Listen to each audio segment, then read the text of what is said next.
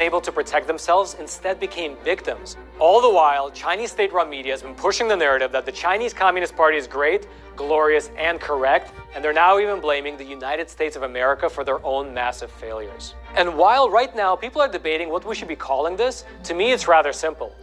This is the name that we should be using. It clearly distinguishes the victims from the victimizers, because this is not the fault of the Chinese people. Chinese people are the victims themselves, just like the rest of us. It is the Chinese Communist Party's lies and their disregard for human life that has placed the entire world in jeopardy. And amidst all of this craziness, you need a source of news that you can trust to keep yourself informed. And I would highly recommend The Epoch Times. We tell it like it is, and we have been exposing the communist and socialist influence in China, as well as in the rest of the world, such as in the US, over the last 2 decades. In fact, 20 years ago, our staff of reporters and editors inside of China were arrested, jailed, and tortured for reporting the truth. This forced us to develop a system and an underground network of sources for getting real news out of that country. And because of that, amidst this crisis happening right now, our team is able to report the real situation. Among other things, they've been contacting individual funeral homes and hospitals in order to get a more accurate picture of what's really happening on the ground. And we report it all without politicizing the situation. Instead, we present you with the facts, the figures, the numbers, the context, and the analysis so that you can make up your own mind, form your own opinion, and keep yourself and your family safe. So click that button below and try the paper yourself for a full month for just $1. We deliver to all 50 states. We've got reporters around the globe, around the US, as well as inside of the White House, giving you an accurate picture of what's happening in this world. So click that button below and try The Epoch Times yourself. It's pure American journalism that's based in traditional values. And it can be delivered to your doorstep every single week. And the digital content you can access anytime, 24 hours a day, 7 days a week. So keep yourself informed and stay safe.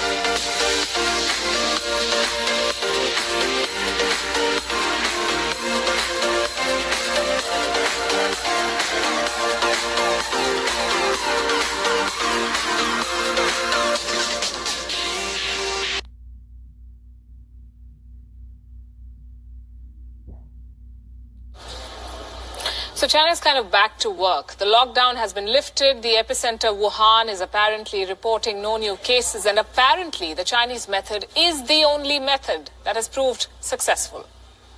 This should be good news. But good news from China, or for that matter, any news from China, meets with a problem. The problem of credibility. Can China's coronavirus recovery be trusted? It feels a bit odd to be even asking this question. The world still doesn't have an answer to the many, many questions that we've asked of China. Repeatedly, for more than 3 months now, questions about the source of the virus, the cure, the research, the reopening of the wet markets, no answers at all. So we keep asking the questions and we take the good news from China with a sack of salt. Tonight, I want to raise 5 questions, 5 very basic, simple questions for China to answer. I'll try to keep them as direct as possible. Question number 1, where did the Wuhan virus come from? The coronavirus come from? China says it wasn't Wuhan. For a while, the Chinese blamed the Americans, but now they have made a U-turn. So where did the virus come from? It's very important to know. Was it the wet markets, which the Chinese government, strangely, hasn't shut down? If yes, then we must be preparing for another pandemic, a COVID-21 or 22, God forbid. Did it originate because of sloppy practices in Chinese labs, which is even worse? In any law-abiding country, those who recklessly pursue hazardous activities are held accountable, even punished for such disasters. In China, all of this is buried under the carpet.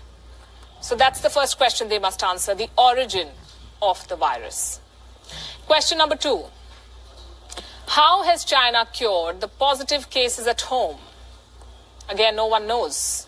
Why do I ask? Because China had reported more than 82,000 cases. Let's assume that is the right figure.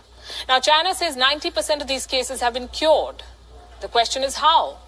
What are they using? Is it traditional Chinese medicine, which President Xi also seems to be promoting? Or is it that nanomaterial that Global Times reported about? If yes, why not share it with the world? Perhaps learn from India. Hydroxychloroquine is not even a proven cure. It's a potential cure, and India has exported 14 million tablets of it. It is gifting paracetamol to neighbors and many life-saving drugs to nations in peril. What has China done? Donation diplomacy, and that too backfired. China exported faulty masks and test kits. If China had cured tens of thousands of people, it claims it has, it should tell the world how and spare us the test kits. Question number 3.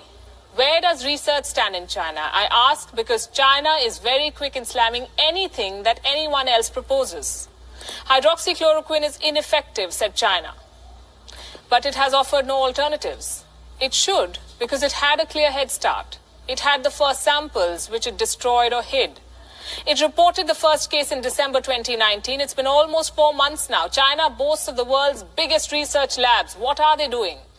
We won't know because China is clamping down on the publication of coronavirus research. Any academic papers on the virus will not be published until they receive a green light from the Special Task Force of the State Council. Believe it or not, a Special Task Force for research.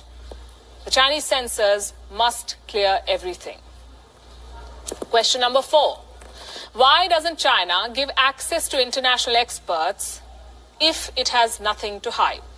China says it's a collective challenge. Fine. Global experts want to share their knowledge, make a collective effort. Why is China not accepting those offers? A WHO delegation was sent to Wuhan, but then we do not know what it found. In any case, the WHO has lost much credibility since. The US Center for Disease Control has offered to send experts to China. Beijing denied. The question is why? What is China hiding? And the last and most pertinent question, can China assure the world that this will not happen again? Will China shut its wet markets? After all, knowing how a pandemic started is key to stopping the next one. And China's wet markets have been the birthplace of many diseases. There have been warnings, scientific warnings. But these markets have gone back to selling exotic meat. From deer to minks to foxes, bats and pangolins, they're all back on the plate. What assurance, if any, can China give the world? Instead of answering the questions, though, China holds a light show to celebrate and divert attention. Well, we will not be blinded by these lights. The questions will continue. It is important to hold China accountable and make China pay.